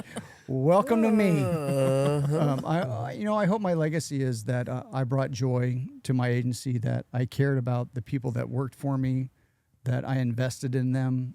I wanted to see them be better, to truly make a difference, and not only in their lives, but in our agency. And you talked about that duality between your home. What's your hope that your family? What's your legacy for your family? What's your focus for whatever them? my children, careers they get into, I want them to love it. Be passionate about their career and make it fulfilling. I'd be lying if I didn't say, throughout my career, did I face disappointments? Absolutely. Law enforcement has taken it on the chin more than once through the years, but it's like a pendulum. It swings one way. We take it on the chin. We did, there's bad apples out there, and it just makes us try harder to prove that, that doesn't define the culture of law enforcement for communities, and it swings back the other way. We have great public support in the North County and throughout San Luis County. I don't think people have that many negative things to say how we police our community, because we do it with love and respect, and want to see our agencies and our cities do better and flourish. There was a few times when during the 2000s when we had some protests here in town. We actually had one in Paso, Atascadero, San Luis, throughout, that fortunately I was able to be a part of and go down and help out. And it was an interesting experience, because you have to sit there with that straight face and hold that line, and people spewing just vile at you. And it's like, you don't know me. This is my job. This is what I'm passionate about, but you're lumping me into this as a whole. And that's the job. You have to be able to take that and rationalize it, that, these people are upset. They're, personally speaking, I think they're uneducated. They're listening to some mainstream media that have a political spin on. But if you take the time to dive a little deeper and look at the facts, it's not as bad as it always seems. Yeah, I think, you nailed it. A lot of our friends, even us, we were a target, not the same as you, but just the patches on the wall. We had someone walk in and say from San Francisco at one point during that period, "Man, it takes a lot of balls to put these up on the wall." 2. And I thought, man, I go, well, and I thought it takes a lot of balls to come in and tell us that. Tell us that. Because that's who we are. Those are our friends. Those are our people. And we're not going to change it. We're not going to change. Yeah. And by the way, that doesn't mean that we don't like you. Like you said. Yeah. And it's okay. I'm okay with people having differing opinions, and I'd love to have a debate with people. And hey, let's have a rational conversation. I'll tell you everything I know about this topic, but in return, you have to be vulnerable also and accept some of the facts that I'm going to feed you. I find that so many times that people shut down and only want to see what they think. Yeah, that confirmation bias. It's weird. We have never had more information available to us, right? And it feels like you have less clarity on what the actual truth is, right? It's all Wikipedia. Yeah, It's all Wikipedia. It's like we've never had more information, but it's. I don't think any of it's very good information. No, I mean I have my routine in the mornings. I wake up and I have my morning cup of coffee and I peruse the papers. I'll look at Fox News, but then I'll always go to CNN, ABC, and I want to see, okay, what is each. Don't go to MSNBC. That's the only one I want. I don't want to even touch that one. Well, I want to see what's their side of it. What's their spin, and it makes me be able to. It gives me the whole picture. Because in your line of work, you have to know. Yeah. Like you've got to know what people are thinking, and because you're going to deal with it when you show up at someone's house. I want to know their point of view before going into that situation. Yeah. How can I either mediate it or defuse the situation? Yeah, because here in beer, we choose to be like, oh, we don't really try to delve into politics too much. But in your line of work, you have to know who you're approaching. You could be approaching someone who absolutely hates police officers. Oh, and there's For no reason that they've never met you. Oh, before, and you right? have to be. So that was one of my favorite things about being a detective. I'll get into, because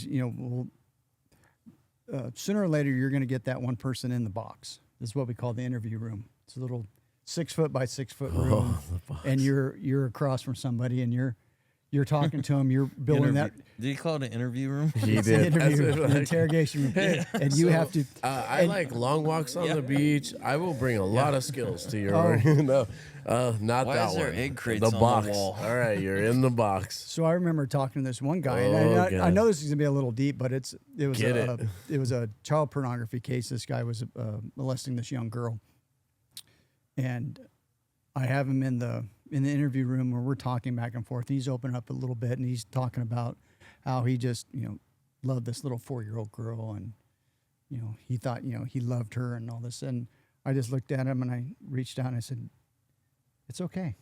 I understand. You wanted to marry her, didn't you?" And he just broke down like, "Yes, I envisioned life with her," and I got a full confession. Wow. And so it's one of those times you just have to change who you are and just feed a lot of bullshit. If you were to name him, what was his name? United States versus Ferguson. It went federal. The first time I testified in federal court, we actually changed state law. He Nice. had over 200,000 images of child pornography on his Oh, my computer. God. And you had to leave that at work. Yeah, 25 years in prison, and I actually got the United States Attorney General's Distinguished Service Award for that investigation. Wow. Congratulations. Yeah, Good. that's awesome. Tell us about it. So you become a detective. How do you learn the skills to be with? Do you go to a class or you So just yeah, pick there's it a lot up, of classes. Initially there's a 2-week, 80-hour school for investigations to learn how to just do the basic stuff. Then there's advanced schools where you go for sexual assault, advanced sexual assault, child abuse. So So it's a in lifelong learning. yeah, it In is. your Constantly going experience, if you could sum up all that, what did you learn about human nature? You get these people, these bad guys in there. People are fucked up. Yeah. Yeah. No, it's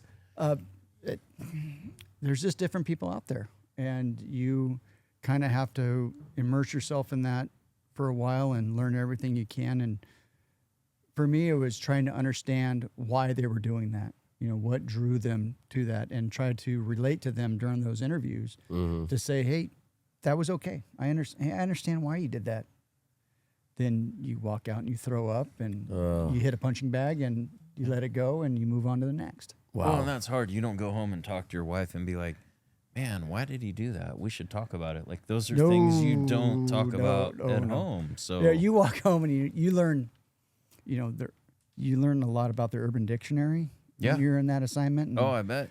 you come home and you're like, you start talking about like what a dirty Sanchez is or Yeah. something like that. Yeah. Your wife looks at you Your like, vocabulary expanded. oh, it expands. She learned more than she wanted to. Yeah, I bet. Just sick. So detective, how do you go? You go from there and do a good job, and then you go to commander. So I applied for went from that, or- there. When I rotated out of the detective bureau, I promoted to sergeant. Went back on the street and Okay. ran my own patrol teams for about 4 or 5 years. How many were on your team? 4 to 5 people on my team Okay. per each shift. So we Okay. ran in Atascadero. We ran 4 shifts: weekday days, weekday nights, then weekend days and weekend nights. And you oversaw them, and then, like you see in the videos, hey, I want to talk to your supervisor. That was your role That to was roll me. in? Yeah. Okay. So Okay. so I was the watch commander, and pretty much you oversee the entire city on major incidents. Were there 2 sergeants? Nope, always one on duty. So when you were off duty, what if they needed a sergeant? So How did there that was work? another sergeant on that would take over the next shift. Got you. Okay. So as you're in charge, this is the fun part about the podcast, because you didn't get to sit down and talk to your guys like you're talking with us, right? So they're going to listen to it and be like, yeah. what was your approach? Now you're a sergeant and you're in charge of these guys, and they're alpha males and alpha females, right? And so what was your approach in building a team there? So any type of leader, when so I nerd out on this stuff a lot when it I comes know to you do. leadership So and do I, stuff. so So let's go. We got 2 right here. I did a lot of research. I had the opportunity to go to 2 amazing classes. One was SLI, which was the Supervisory Leadership Institute, and leaders in police organizations, where I learned a lot, where I read a lot of these books and was able to put my toolbox together for leadership. And when I talk leadership, I think leadership is a practice. Just like being a doctor, you practice medicine, you practice, law as an attorney. Leadership is a practice. Sometimes you succeed, sometimes you fail. But I did my best to put as much tools in my toolbox as possible to lead the people that were under my team. And over time, I developed my own style. I believe in situational leadership, that every situation is different. Every person that works for me was a different person, and I had to adjust my style to meet their needs. It wasn't like when I started out, we had leaders, and I had to adjust my style to learn their leadership style. Probably similar to like the military. I wasn't in it, so I can't speak to it. I have 100%. Major respect for the people that served our country. But it's evolved so much now to where I was able to learn, and I, just like when I was a detective, I was able to change my personality talking with people in the interview room. I did that with my employees to meet their needs. How, what type of person do I need to be to get the best out of you? Yeah. Do I need to be, outgoing and fun? Do I need to be that alpha leader and give you direct orders? Do I need to be supportive? So I really spent the time to get to know the people I worked with. I wanted to know who they are. Do they have kids, their spouses, where they came from? And I use that as leverage to get the most out of them. Yeah. And it's called relationships. Pull it out of them. Yeah. Yeah. Pull it out of them. Yeah. They don't Because know. sometimes they don't believe in themselves as Right. much as you believe in them, right? Oh, and that's what no matter what, I always supported my employees. I took time out of no matter how busy I was, if I saw someone with a look on their face, hey, come on here, let's have a bullshit session.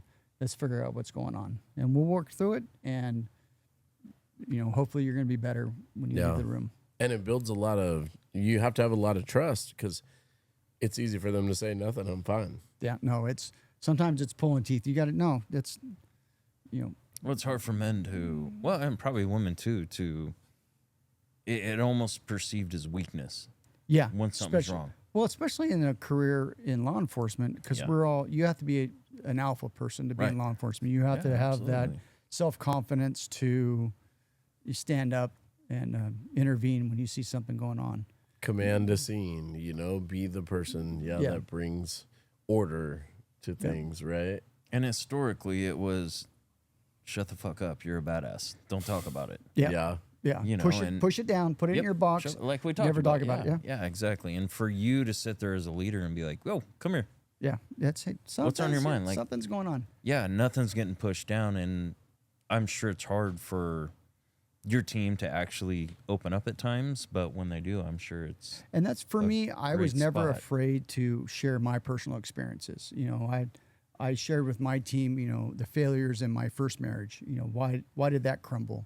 Did it have a lot to do with my personality and going to law enforcement? Absolutely. Did, the way I carried stuff, the way I reacted to stuff. So I was open and honest, like, hey, if you're going through this is what I went through. Maybe this will help you avoid that. Mm-hmm. Right. So, life lessons with having kids was a huge thing. Was I an overprotective father? Yeah, I'm sure you were. Oh, absolutely. You talk to my kids and I will send apologies to the admin at Paso Robles High School and Morro Bay High School for both of you. yeah, because they and the fair last night. We apologize for that too. But we had my retirement party a few weeks ago, and all my kids got up and spoke, and now they look back and it's all in retrospect. They know, like, we appreciate why you did that. They understand why I was like that. Why. And they're going to do the same thing. Yeah, and I hope that carries on Just to like their your kids. dad did. Yep. And Yep. That's okay. That's awesome. Yeah, heck yeah. Well, we're getting down to the bottom here. Wait, hold on. Can I ask 2 questions before we go Absolutely. into No, I'm not cutting possibilities? him off. No, I want him to talk about mentoring new guys and bringing in Nate too, because Okay. he stole one of our best people. He did. Oh, Like, we have yeah. to talk about that. I just have 2 random questions. Go but ahead. yeah, Go ahead. No, go ahead. We'll get to it. did you get to keep your sidearm when you retired? Or did you buy it? No, It's your friend for life. You're So like, I've- dude, These are I- random you just questions asked for a real media. I question. love So it. you want to talk? He's could like, do I 3 stole it, hours but on I don't want to this. tell So- you. I bought my original. I've always carried my own sidearm for a while. Okay. Do they issue? So yeah, they issued back when I Okay. first started. They issued the Smith & Wesson 5906, which was a boat anchor. Yes. And I carried that for about 6 months, and I went nope. Yeah. So I went out and bought the newest thing. I think I immediately switched to Glock. a 45. No, not Glock. Okay. I went through A 45. What? a double Are stack. you Dirty Harry? Yeah, I carried that for a while. Then I switched to the Glock 40, which was the department issued gun. Okay. Okay. Then we had a new chief came in, and it was you all know Rooster's Firearms. Yeah. So for the sure. owner, Jim Mulhall, came from the sheriff's office, was our chief. Great guy. He came in, and I went to him. I said, hey, can we carry 1911s? And he goes, well, they're not authorized. I said, no. He goes, well, why not? And I said, because you haven't worked here yet. So he goes, okay, they're authorized. So big smile on my face. I've always wanted to carry one. A 1911. Yeah. So I went out and bought a Kimber Custom 2, with rails on it, all the bells and whistles. Sexy. Yeah, I carried that for years. Good for you. Okay. But then as I started getting older, that's a little That's a heavy. big one, Yeah, yeah. it's a little heavy. It's a big one. So I finally switched to the new department issue, which was the Smith & Wesson M&P 2.0. Okay. So I only carried that for about 2 years, and I didn't purchase it when I left. Okay. By the way, don't be wife- something you're not. I have no idea what the fuck you guys are talking about right now. But my dad wouldn't let me around guns because I was too hyper. It's just bad for You should everyone. not be around guns. So as much as I tell my wife that purchasing handguns and rifles is an investment for the future, It's got to be a write-off. yeah, It was. it a was write-off. it It's a was a business. write-off It for a was a while. write-off. Expense. And I always say a full safe is a happy safe. Yeah. And I have a happy safe right now. Good for you. Good But, for you. What's your gun of choice, Frank? What would you choose when you were in the military? Oh, you didn't get to choose, did you? Did not get to choose. I would probably go with the Red Ryder BB gun. yeah, dude. You'll Well, back shoot your then, fucking eye out. Yeah. What did we shoot when we did you go to the probably carried, military? With a M4s. Beretta Oh yeah, we have Berettas, and then we did the M4. Force. I shot a 6 Sauer M17. What did we shoot when we went that one time? The question would be, what didn't we, shoot? We shot a 50 caliber. Yeah, We that was- shot if everything. you ever shot a 50 Beretta- cal, yeah, those yeah. are. Oh yeah, A we shot the Barrett. sniper rifle. Yep. Yeah, Yeah, it was a good time. it'll get the job done. Yeah, so for about 8 years, I was actually on the county SWAT team, and I was the sniper. Oh, I was gonna ask you where there SWAT we was. go. I was on SWAT Okay. for 12 years. Now we're getting shoot. somewhere. Okay. Yeah. Oh, here we go. Another hour. Jake, how okay, long do you what have? was the process to get into You're SWAT? good. So with the Atascadero, we started off back in like 2002. I was a young officer, and our chief at the time said, hey, I want a special response team, 6 or 7 officers from our agency that can respond to critical incidents within the city. So I was lucky enough, I got on the team. We all trained. We went to a 2-week SWAT school over in the valley, and probably one So of the... you didn't call it SWAT? It was Special Response Team. we called it an SRT, Special Response Okay. Team. Same thing though, right? Somewhat. The SWAT team needed more people. Oh, okay. But this was For just, So CQB back then and it all was that. just Okay. the sheriff's office had their SWAT team. They called it SED, Special Enforcement Detail. About 4 or 5 months after we came back, the sheriff's office had a barricaded person in Templeton, and they had limited resources at the time. So they called us and said, hey, can your team come up and help us out? So we responded up, helped the sheriff's office out. And the next thing we know after that, they invited us to be a part of their team. So Atascadero and the sheriff's office I liked how you played. we have the special enforcement detail. So since 2003, Atascadero has been a part of the county SWAT team. Oh, that's great. Yeah. Yeah. Wow. So the other And municipalities, still to this day. to this day, they're still That's part of that team. So the other municipalities, Paso, San Luis, Pismo, Grover, they have what they call a regional SWAT team. So all the municipalities got together and created one SWAT team. Okay. And for some reason, we went with the sheriff's office back then, and we stayed with them ever since. And it was a phenomenal experience. When I got on the team, they asked me if I wanted to be a sniper, and I went, hell yeah. Yeah, hell, who Yeah, doesn't want to be a yeah. sniper? So I got to go to some amazing trainings and Where'd you do your training at? up in Dublin, California. Dublin. Where's Dublin Dublin. is Oh, Dublin. Oh, like yeah. Bay Area. Bay Area. Yeah. They had a the phenomenal, Irish part of California. a phenomenal training facility. Went there for a week. This is cool. So this is a cool story. I So love it. they have their sheriff's office training facility, and off to the right, the FBI leased about 10 acres, and they had a training facility there. And then China bought all the rest. So on our second to last day, we were doing a stalking exercise. Okay. To where we got dressed up in our ghillie suits and we were low crawling, trying to stalk. Did you them. have to make your own ghillie suit? Yes, I did. Yeah. Fuck. Yeah. I love it. Yeah, slow camping pack Still down in have it? San Luis. No, I don't have it anymore. I passed that on. But our final stalking exercise was we had to stalk the FBI SWAT team.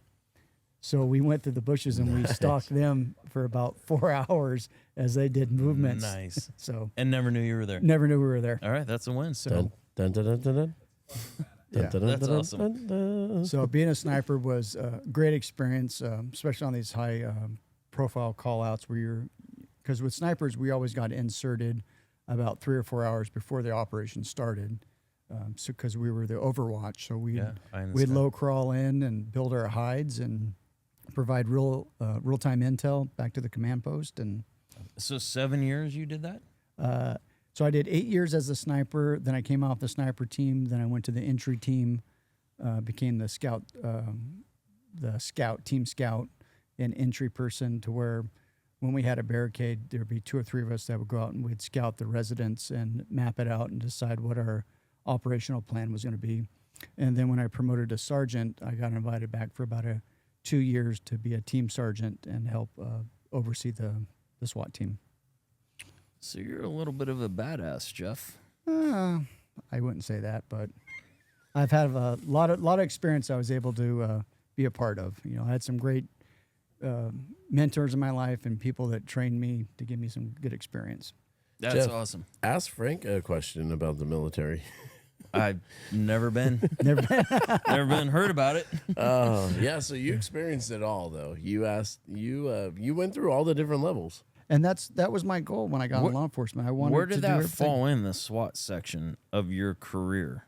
So probably from about 2002 to 2012, Pre-detective? while I was a detective. Detective. Yeah. Wow. All the way up Okay. till I was a sergeant. I promoted to sergeant in 2009, and I probably came off the team in 2013, I think. Yeah. 2014, something like that. Someone will correct us, but Yeah, no, I mean, that's Yeah. that's awesome. I'm sorry. There's so much about PD and what you guys do that I'm so ignorant to that we could sit here and talk about it forever.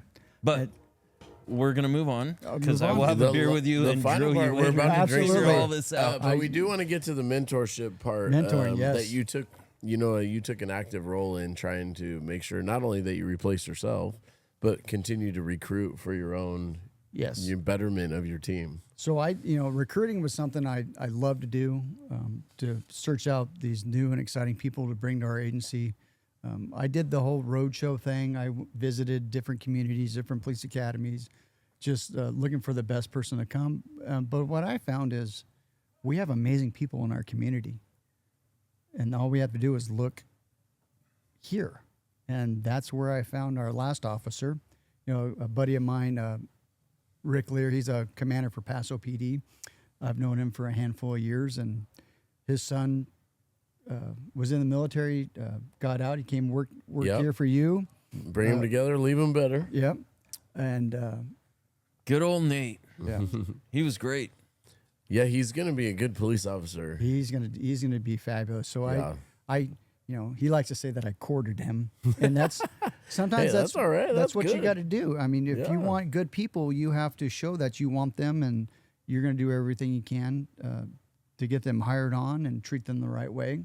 Yeah, people want to go where be where you're celebrated, right? Go where you're celebrated. Like go places where people value you. And we saw Nate, Charlie's event, and the smile on his face, how's it going? Just great. Like, just the most positive, excited. Like, man, go grab life by the balls. I'm excited for you. Like, he was so pumped. So we brought him on about 2 months before he started the academy, and he was a sponge. He was just soaking up everything possible. So he's He's about 2 or 3 weeks in the police academy right now, living down in Santa Maria, having the time of his life, I hope. Yeah. How about he's you 27 years ago? Yeah, he was. Right? How you can identify with that, but also you've moved on. You know, that's got to be something cool. Well, and he has a hell of a mentor, his dad. That's true. Oh yeah, his dad. Well, we got to get him and Rick on. Oh yeah, Rick. You know, he's a phenomenal leader himself. You know, he spent time. He sucks at cornhole, though. Just kidding, Rick. Oh god, That guy's focused when it comes to cornhole. sure is. At They Charlie's got- events, he showed That's up. so- He showed up early just to practice. they got mad when I was like, I think he had "What gold is- in his you guys bag, have so I'm like, what is jerseys? going They on?" got jerseys. They got uniforms. You know you're in trouble. Like, what are we doing here? Oh, the slick bags and this and that. They didn't like my cornhole boards that I made myself. I can tell you that right now. Now, I remember it was 2 years ago. We were on the trail ride. I had just been promoted, and I see Rick on the trail ride, and he goes, "Jeff, they just promoted me to commander," and I just got so happy and thrilled for him to be awesome. at that same level. So, And he's gonna retire pretty soon too. So we got to get him on. oh, yeah, yes, he's getting up there in age himself. Yeah. Oh yeah. All But right. he's definitely made this community better just being a part of that organization. Let's talk about the last part. You made it 27 years through 28 altogether. You retired. You had your retirement party here, which we were glad to host. And what's the mindset looking back if you were giving someone advice like Nate? What's that mindset that pushed you through, and what is it that creates someone who can go through a career like yours and be successful in it? So the one advice I tried to share with everybody before I left was, you know, no matter what position you were in at that time, whether you're an officer, you're in detectives, you're traffic, take time out of your day to appreciate where you're at in your career and the accomplishments you've made. And just take that moment to, you know, take stock in what you're doing. Because before you know it, your career is going to be over. And that's where I'm at now. I can't believe, you know, my law enforcement career is over. It's still a little bit surreal. I feel like they're calling you back for chief at some point. Like your mentor did. I feel like it's coming. Uh-oh. No, the city of Atascadero has a phenomenal chief right now. Okay. Dan Suttles. He's really taken it to the next level. Awesome. And good people. And I'm ready to start my next chapter. Which Well, is- that's Frank's famous question. Yeah. Which is What's what is it? I'll be honest, I don't know yet. I have a lot of ideas. You know, I talked to you earlier. My loving wife has really set me up for success in my retirement. You know, She has. Yeah, she fired the gardener, fired the house cleaner. Yep. So my days are kind of, you know, I always have and- something to do. It's 2:15, so you still have 2 more hours of playtime before she comes to pick you up on a Friday. Yeah. Yes, Friday. I still get my Friday daycare here at Cal Coast. Yep, we do a good job. From 3 to 5. Yep. And well, you recently went on vacation. Yeah, we went down to the French Polynesia. My wife's hooked me up with a fabulous retirement gift of 2 weeks down there. We spent a few days in Tahiti, Moorea, and this little island called Tiki Hau. Yeah. And it was a great place just to unpack a lot of just everything I've gone through. I did my best to Purge. leave it all down there Yeah, good for and you. come back with a new horrible. slate. So yeah. Drop it out. Drop So- the negative energy out of your pocket. How was the food down there? the fresh fish was amazing. Yeah. Yeah. it What were was you eating?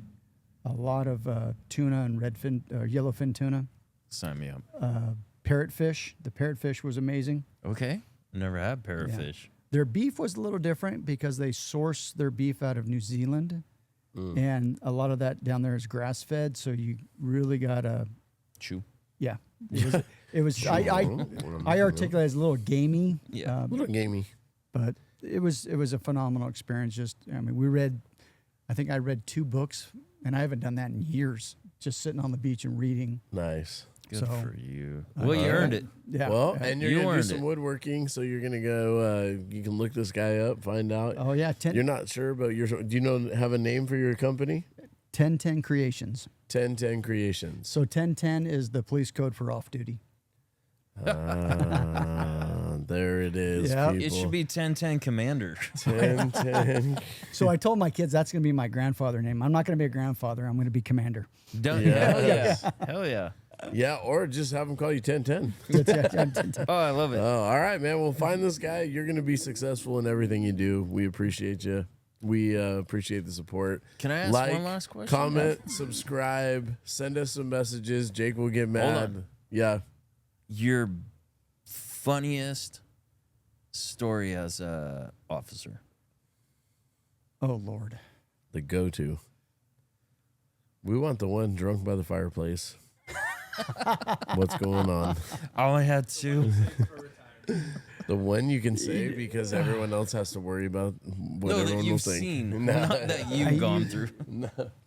I mean, there's just so many, all the way from, you know, a big part of our job is you run into a lot of intoxicated people. Yeah, no, I love those Or people. they're just high on whatever. I don't And there's care always for that that. one or two people that are just so intoxicated. You ever seen the movie Old School? Absolutely. We're streaking. And we're strict. Until you see that in real life, the movie doesn't do all it of justice. us. Everyone. What are you doing? We're streaking.